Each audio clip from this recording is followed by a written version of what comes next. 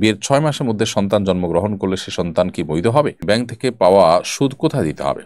কাউকে ভালোবাসলে তাকে পাওয়ার জন্য কি আল্লাহর কাছে দোয়া করা যাবে? পর্দা করে দোকানে বসলে গুনাহ হবে কিনা? বিদেশ থেকে রেমিটেন্সের ১,০০,০০০ টাকা আসলে ২,০০০ টাকা এক্সট্রা দেওয়া হয়, এটা নেওয়া কি হালাল হবে? কাউকে ভালো লাগলে কি তাকে বিয়ের প্রস্তাব দেওয়া যাবে? গেমিং উইথ রানা আপনি লিখেছেন আইডি থেকে, বিয়ের সঠিক বয়স কত? দেখুন, বিয়ের সঠিক বয়স ইসলামী শরিয়া কোনো ফিক্স করে দেয়নি যে এত বছর বয়স হলে তারপর বিয়ে করা যাবে বা এর আগে করা যাবে না বা এর পরে করা যাবে না। বিয়ের বয়সটাকে ইসলাম উন্মুক্ত রেখেছে।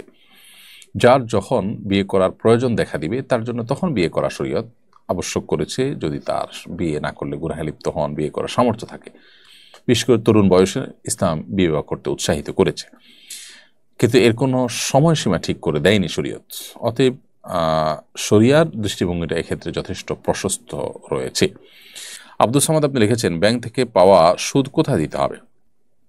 ব্যাংক থেকে সুদ যদি অটোমেটিক চলে আসে তাহলে সেক্ষেত্রে সেটা গরিব দুঃখী অভাবী মানুষদেরকে দান করে দিবেন সবার নিয়ত করা ছাড়া।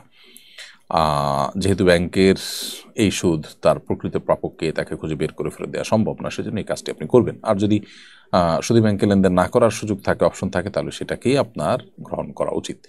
ফাতেমা নাইম আপনি লিখেছেন, পর্দা করে দোকানে বসলে গুনাহ হবে কিনা? বোন, পর্দা করে পর্দার সাথে যদি আপনি ব্যবসা বাণিজ্য করতে চান করেন, আপনার পর্দাহীনতা যদি না হয়, ফিতনার কোনো আশঙ্কা না থাকে, তাহলে এই শর্তগুলো সাপেক্ষে সেটি আপনার জন্য জায়েজ। নবী করিম সাল্লাল্লাহু আলাইহি সাল্লাম তার আমলে, খলিফাতুল মুসলিম রাদিয়াল্লাহু তাআলা শাসন আমলে মেয়েরা কেউ কেউ বাজারে কেনাবেচা করেছেন, এরকম বর্ণনা পাওয়া যায়। সেই জায়গা থেকে এটিকে আমরা জায়েজ বলছি। তবে সময়ে অনেক ফিতনা সংকুল, সেই জায়গা থেকে আজকের বাস্তবতা এটা কতটা ফিতনামুক্ত, কতটা আপনার আশঙ্কামুক্ত, সেটা গুরুত্বপূর্ণ। ইসলাম মেয়েদের ব্যাপারটিকে এত গুরুত্বের সাথে দেখে যে তাদের প্রাইভেসি, তাদের পর্দা, তাদের ব্যক্তিত্ব, তাদের সম্ভ্রম, সেই ব্যাপারে ইসলাম কোনো প্রকার কম্প্রোমাইজ কিন্তু করে না। বিধায় এখানে ইসলাম বরং প্রোয়েক্টিভ বিভিন্ন রকম উদ্যোগ গ্রহণ করে থাকে যাতে করে কোনো রকম ক্ষতিগ্রস্ত তারা না হন। রাজু ইসলাম রাজু লিখেছেন, কাউকে ভালোবাসলে তাকে পাওয়ার জন্য কি আল্লাহর কাছে দোয়া করা যাবে?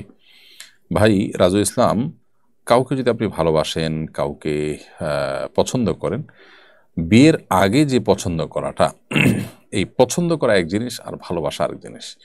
পছন্দ করলেন সেটিতে হতেই পারে, তাহলে আল্লাহর কাছে বললেন যে আল্লাহ অমুককে আমার কাছে দিনদার মনে হয়, আমি তাকে পেতে চাই। আপনি দোয়া করতে পারেন, কিন্তু তার চেয়ে উত্তম দোয়া, আদর্শ দোয়া হলো যে আল্লাহ যদি তাকে পাওয়ার মধ্যে আমার কল্যাণকর হয় আপনি ব্যবস্থা করে দিন, আর না হলে আমার মন থেকে তাকে দূর করে দিন।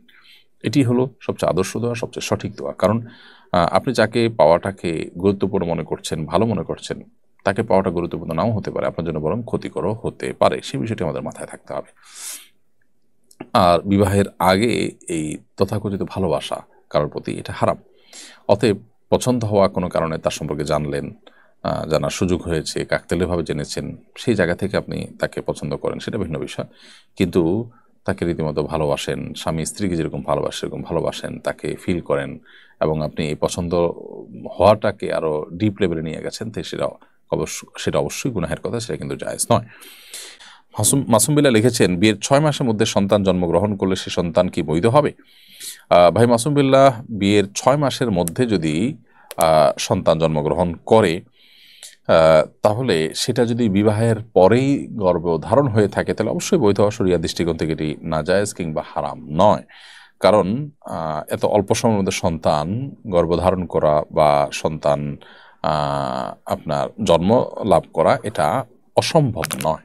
বিধায় এটি মানে ৬ মাসের মধ্যে সন্তান হয়েছে দেখেই এটাকে অবৈধ সন্তান বলে ট্রিট করা বা মন্তব্য করা উচিত হবে না। মাহমুদা কুকিং ওয়ার্ল্ড এই আইডি থেকে আপনি আমাদের ইউটিউব চ্যানেলে প্রশ্ন করেছেন, বিদেশ থেকে রেমিটেন্সের ১,০০,০০০ টাকা আসলে ২,০০০ টাকা এক্সট্রা দেওয়া হয়, এটা নেওয়া কি হালাল হবে? যে প্রশ্ন বহুবার এসেছে এবং প্রত্যেকবার আমরা উত্তর দিয়েছি আলহামদুলিল্লাহ, এটাকে সম্পূর্ণ হালাল, কারণ এটি একটি ভালো কাজের প্রণোদনা। আপনি ব্যাংকিং চ্যানেলে টাকা পাঠালে সেজন্য আপনাকে প্রণোদনা দেওয়া হচ্ছে, আপনাকে উৎসাহ দেওয়া হচ্ছে, সেই উৎসাহ দেওয়াটা নাজায়েজ নয় এবং সেটার সুবিধা গ্রহণ করাও আপনার জন্য হারাম কিংবা নাজায়েজ হবে না। এসবি মুক্তা আপনি আমাদের ইউটিউব চ্যানেলে লিখেছেন, আমার হাতে ট্যাটু এঁকেছিলাম, তখন আমি জানতাম না ট্যাটু করা নাজায়েজ কিনা। এখন জানতে পারলাম ট্যাটু থাকলে নামাজ হয় না, শরীর সব সময় নাপাক থাকে, আমার নামাজ পড়তে অনেক মনে চায়, কিন্তু হাতে ট্যাটু থাকার কারণে নামাজ পড়তে পারি না। এখন আমার করণীয় কি? ইনশাআল্লাহ যত তাড়াতাড়ি সম্ভব আমি ট্যাটু রিমুভ করব, কিন্তু ট্যাটু রিমুভ করার মতো অর্থ আমার কাছে নেই। বরমুক্ত আল্লাহ তাআলার কাছে ইস্তেগফার করা উচিত। এবং যতদিন পর্যন্ত ট্যাটু রিমুভ করতে পারছেন না, সাধ্য অনুযায়ী ওইভাবে উজু করে আপনি নামাজ পড়বেন, কিন্তু যদিও এই নামাজগুলো আপনাকে দোহরাইতে হবে, কারণ উজু আপনার হচ্ছে না। এবং যত দ্রুত সম্ভব রিমুভ করে আপনাকে নামাজ নিয়মিত করতে হবে, এবং পেছনের নামাজগুলো আপনাকে কাজা করতে হবে, এবং আপনার এই কৃতকর্মের জন্য আল্লাহর কাছে অনুতপ্ত হয়ে লজ্জিত হয়ে প্রচণ্ডভাবে ক্ষমা প্রার্থনা আপনাকে করতে হবে। নবী করিম সাল্লাল্লাহু আলাইহি ওয়াসাল্লাম বলেছেন, লাআনাল্লাহুল ওয়াশিমা ওয়াল মুস্তাওশিমা, যে ব্যক্তি ট্যাটু অঙ্কন করে এবং যে তার হাতে অঙ্কন করে দেয়, উভয়ের প্রতি আল্লাহ রাব্বুল আলামিনের লানত বর্ষিত হয়। বিধায় একজন মুসলিম হিসাবে কোনো অবস্থাতেই এই বিষয়টিকে আপনি গ্রহণ করতে পারেন না বা এটাকে স্বাভাবিকভাবে নিতে পারেন না। আল্লাহকে ভয় করা উচিত এবং সতর্ক থাকা উচিত। এরপর প্রশ্ন করেছেন মোহাম্মদ সুজন মাহমুদ, আপনি লিখেছেন, কাউকে ভালো লাগলে কি তাকে বিয়ের প্রস্তাব দেওয়া যাবে? আপনি কাউকে পছন্দ করেছেন, আপনার কাউকে ভালো লাগে, জাস্ট এই ভালো লাগার ভিত্তিতেই আপনি তাকে বিয়ের প্রস্তাব দিতে পারেন। কিন্তু এই পছন্দ করা এবং ভালো লাগাটা, এটা যদি তথাকথিত প্রেম বা বিবাহ বহির্ভূত সম্পর্ক করে আপনার একটা পর্যায় পর্যন্ত আসেন এভাবে, তাহলে সেটা, বা চোখের গুনাহ করতে করতে আপনার মধ্যে এই ভালো লাগা কাজ করেছে, তাহলে সেটা আরেকটা কাবিরা গুনাহ, তার জন্য আল্লাহর কাছে মাপ চাওয়া উচিত। বাট পছন্দ হয়েছে কোনো কারণে, বিশেষ করে দিনই কারণে যদি পছন্দ হয়ে থাকে, তাহলে তাকে বিয়ে প্রস্তাব তো আপনি দিতেই পারেন। কোহিনুর আখতার, আপনি আমাদের ইউটিউব চ্যানেলে লিখেছেন, আমার স্বামী বিয়ের দিন থেকে আজও পর্যন্ত আমাকে একটা সুতোও দেয় নাই। গত 4 বছর একটা ওষুধ পর্যন্ত খাওয়াই নাই। আমি একজন দর্জি, রাত দিন কাজ করি, অথচ সে তার উপার্জনের পুরাটা তার ভাই ভাবিকে দিয়ে দেয়। সে 5 ওয়াক্ত নামাজ পড়ে, রোজা রাখে, আমি ছাড়া সবাই তাকে ভালো বলে। এসব নিয়ে বললে আমাকে কটু কথা বলে। এখন আমার করণীয় কি জানাবেন?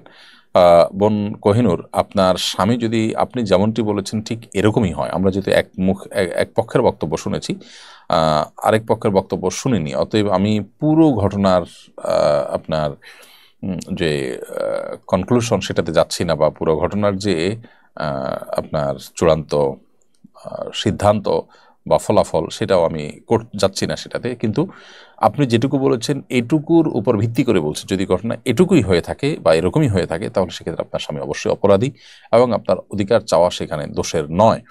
তিনি নামাজ কালাম পড়েন, রোজা রাখেন, তারপরও তিনি যদি স্ত্রীর যে আর্থিক যে পাওনা আছে, তার যে অধিকার আছে, ভরণ পোষণ আছে, সেটা দিতে তিনি বাধ্য হয়ে, সেটা তিনি না দিলে তিনি গুনাহগার হবেন, এবং তিনি ইসলামটা বুঝতে পারছেন না।